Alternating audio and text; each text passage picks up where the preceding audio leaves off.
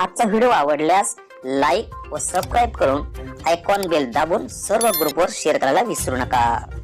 आपल्या खिशाला व घराला नफ्याची देणार झालर रंगाच्या दुनियेतील एकच नाव बर्जर पेंट।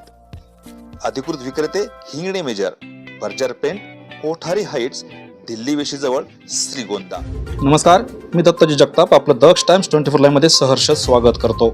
आजच्या विशेष बातमीपत्रामध्ये आपण पाहणार आहोत शहरी भागात प्रगणकांना करावा लागतोय अडचणीचा सामना।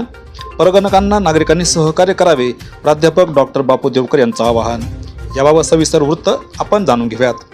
श्रीगोंदा शहरासह वाडी वस्तीवर सध्या जनगणनेचे काम युद्ध पातळीवर सुरू असून ग्रामीण भागातून चांगले सहकार्य मिळत असताना शहर भागात मात्र प्रगणकांना अनेक अडचणीचा सामना करावा लागत असल्याचं समोर येत आहे। संपूर्ण श्रीगोंदा शहर आणि परिसरातील वाडी वस्तीवर सध्या घरोघर जाऊन जनगणना करण्याचं काम वेगाने सुरू आहे।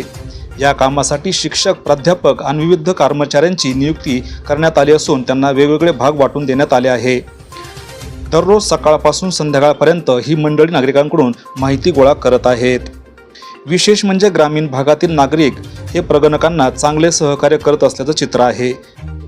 शेतामध्ये काम करत असताना सुद्धा नागरिक हातातील काम बाजूला ठेवून माहिती देताना आढळून येत आहेत। मात्र शहरी भागामध्ये काही नागरिक माहिती देण्यास टाळाटाळ करत असल्याचं कर्मचाऱ्यांचं म्हणणं आहे। याबाबत प्रगणकांचे सुपरवायझर प्राध्यापक डॉक्टर बापू देवकर यांनी माध्यमांशी संवाद साधताना नागरिकांना सहकार्य करण्याचं आवाहन केलं आहे।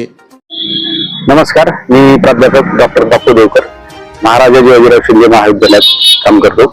या वर्षीची 2027ची जी जनगणना आहे त्यासाठी माझी श्रीगोंदा टाउनसाठी सुपरवायझर म्हणून नियुक्ती करण्यात आलेली आहे। या वर्षीचा हा जो 2027चा सेन्सस आहे तर याचं काम 2 टप्प्यामध्ये होणार आहे। आता सुरुवातीला हाऊस लिस्टिंग ऑपरेशन चालू आहे, म्हणजे घर गणती होत आहे। याच्यामध्ये एकूण 34 प्रश्न आहेत। त्यानंतर दुसरी शिरगणती जी आहे ती मार्च 2027 मध्ये होणार आहे।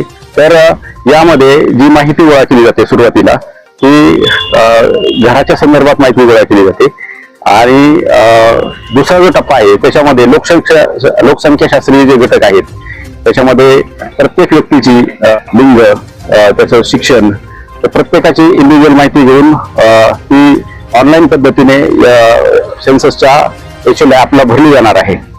या आपल्या चॅनलच्या माध्यमातून मी लोकांना असे आवाहन करतो, विनंती करतो की आपल्याकडे येणारे जे प्रगणक आहेत त्यांना स्वतःची खरी माहिती द्या।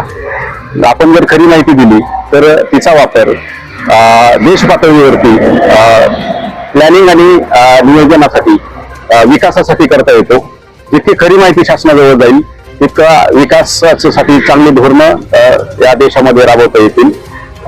या निमित्ताने मी एवढंच सांगेन की खरी माहिती द्या। आपल्याकडे येणारे जे प्रगणक आहेत ते सर्व शिक्षक आहेत, त्यांना सहकार्य करा, त्यांना माहिती देण्याचा प्रयत्न करा, त्याच्यामध्ये त्यांना आदरपूर्वक वागणूक द्या जेणेकरून आपली खरी माहिती शासनापर्यंत पोहोचवली जाईल।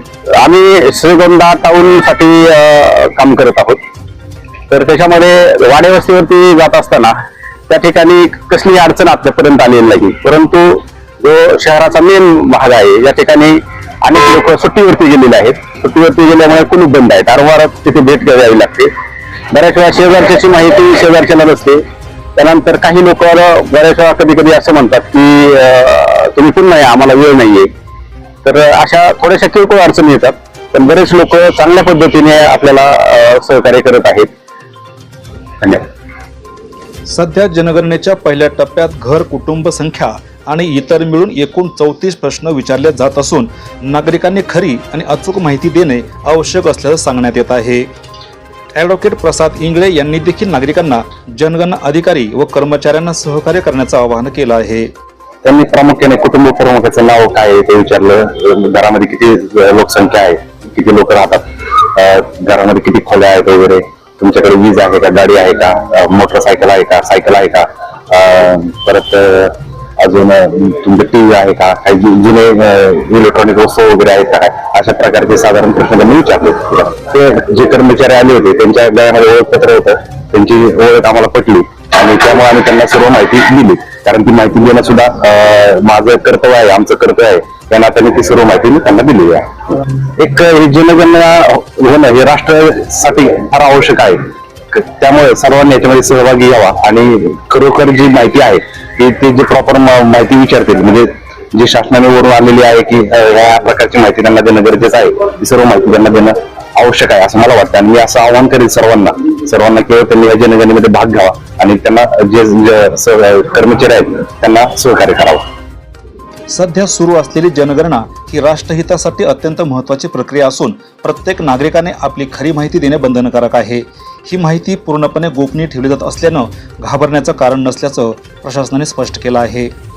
तसेच आपल्या दारी येणाऱ्या जनगणना अधिकारी आणि कर्मचाऱ्यांचे ओळखपत्र तपासूनच माहिती द्यावी हा नागरिकांचा अधिकार असल्याचं सांगण्यात आलं आहे.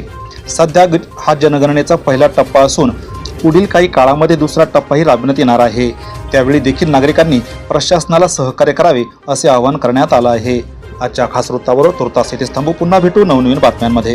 तोपर्यंत जय हिंद. दक्ष टाइम 24 लाईव्हसाठी श्रीरंग साळवेसह दत्ताजी जगताप, श्रीगोंदा, अहिल्यानगर.